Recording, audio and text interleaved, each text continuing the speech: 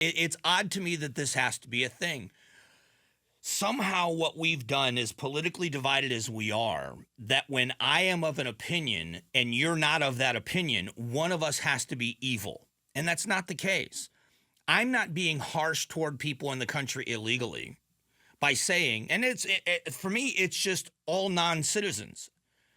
There is the beauty of being an American citizen.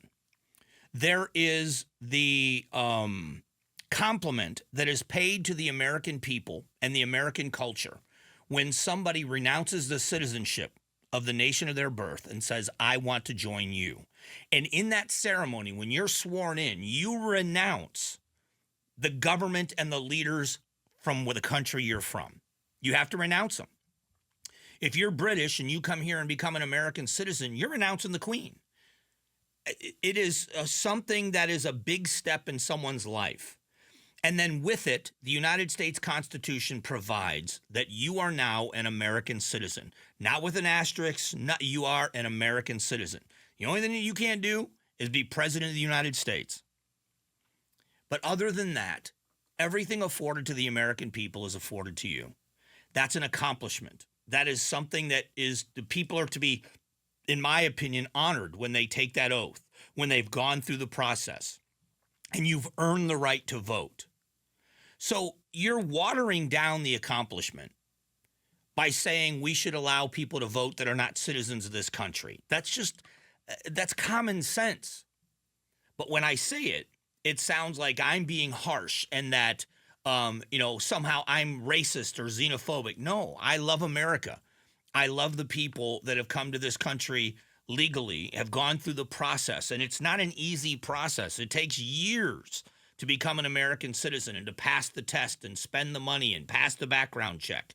And when you are given citizenship, how many people, 147 people, I think, here in Phoenix were sworn in as citizens on the 4th of July. What an amazing day. So this is never to denigrate someone else. I'm not calling anybody else less of a human being.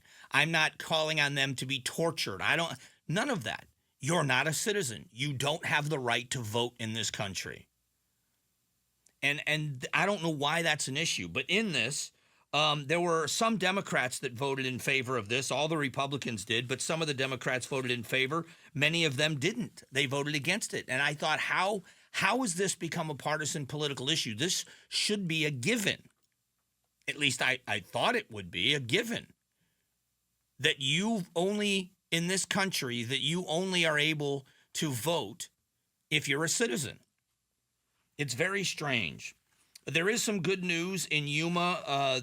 The nonprofits in Yuma County are saying they're seeing a decrease in migrants. Now, I'm sure that some of that has to do with the president's executive order, but a lot of it, I think, has to do with the temperature. I think it's summertime. We'll see what happens in the fall.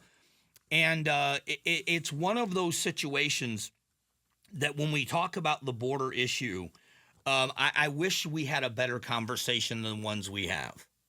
We didn't have to be so defensive of our positions. Thanks for watching The Mike Broomhead Show. Tap to watch the first season of Amazing Arizonans, a KTAR News podcast. You can also click the button in the middle to subscribe.